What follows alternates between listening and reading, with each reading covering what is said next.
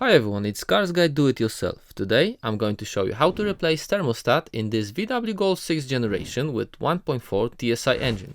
And it will be not just one, but two thermostats. Same procedure will valid for other cars of the VW Audi group, like Skoda Octavia or Seat Leon with same engine. After watching this video, you can do it yourself with simple hand tools and you will know that job is getting done properly. So stay with us.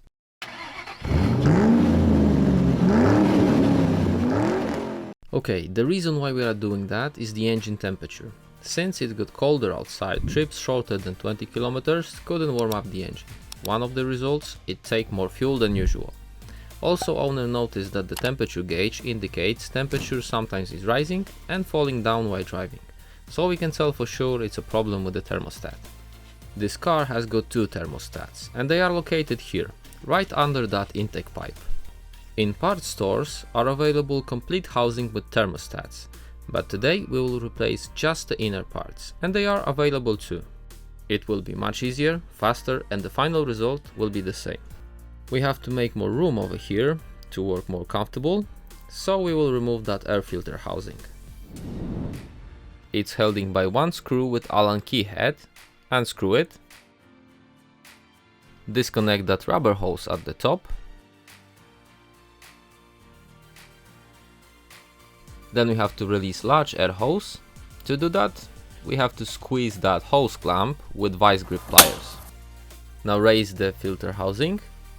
It has to be removed from the two rubber dampers, one over here and one just under the filter.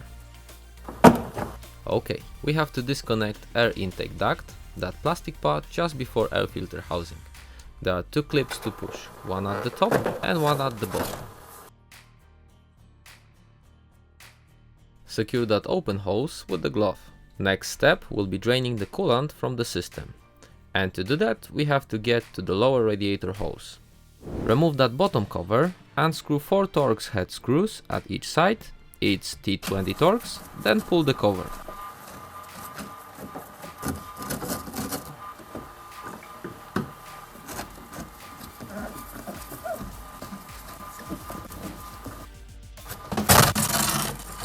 We need empty container for old coolant, but container is not that flexible. Instead, we will use that rubbish bag. We can set it just under the hose and it will reduce splitting to a minimum. That's the hose. To remove it, we have to raise up that retaining clip, then pull the hose end. This plug is on our way, so it's better to disconnect it. Set the bag under that hose carefully and secure it against slipping. Good, now remove the clip and pull the hose. Wait until all coolant will drain. To do it faster, it's better to remove coolant reservoir cap.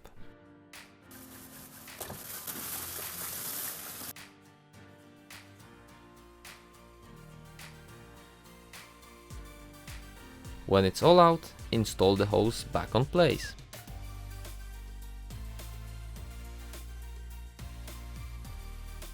Great, we're back at the top. Disconnect the temperature sensor. And we are ready to take out the thermostats. All we have to do is unscrew 3 screws from each of them. First will be thermostat with opening temperature 83 degrees. We will use rubbish bag again, because there will be still some coolant and we don't want to make a mess, so try to put it under both thermostats. Now unscrew 3 screws.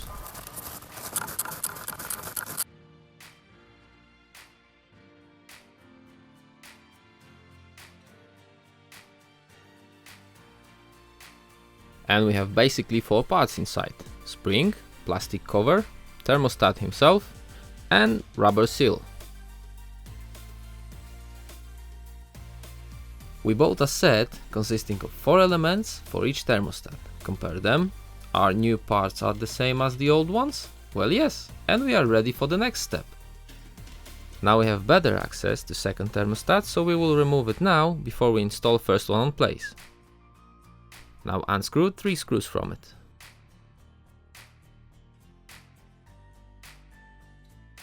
Take out spring, then plastic element, thermostat and old seal.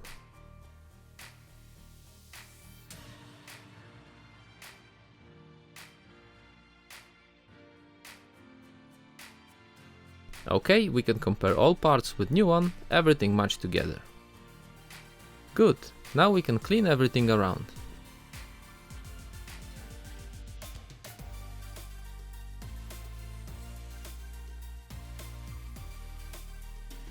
Great, now we can install second thermostat on place.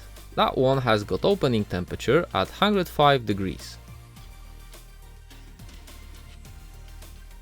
Before new seal installation, moisten it with fresh engine oil and fit it on place. Then install that plastic part and spring.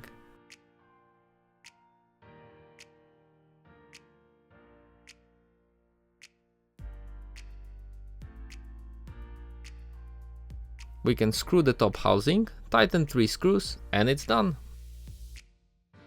Now we can install first thermostat. Okay, same thing, moisten new seal with fresh engine oil and fit it on right place.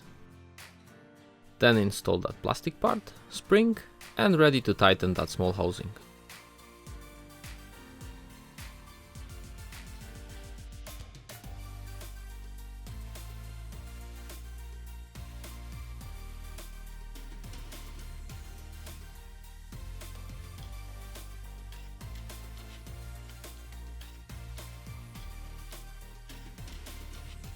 Plug the temperature sensor,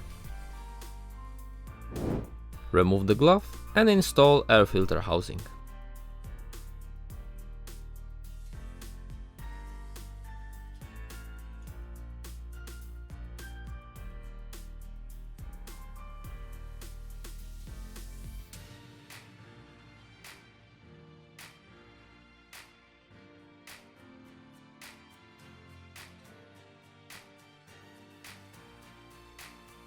Don't forget to install small rubber hose and connect the plug.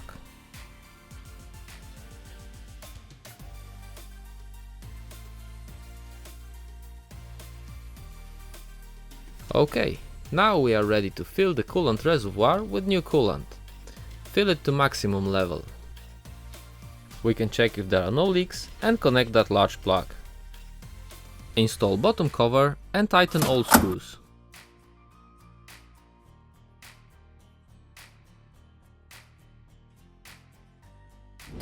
Good, and we are almost done. Now we have to bleed the coolant system. To do that, we have to run the engine. Turn on all power consumers like lights, heating mirrors, etc. Turn your heat on maximum, but leave fan speed at low. And wait 10-15 minutes until engine warms up. Observe reservoir fluid level. Also notice when from the vents inside will start blowing hot air. When thermostat starts opening, fluid will go down. It means we have to fill it up. It's worth to check the coolant level next day after the engine has cooled down and if necessary, fill it up.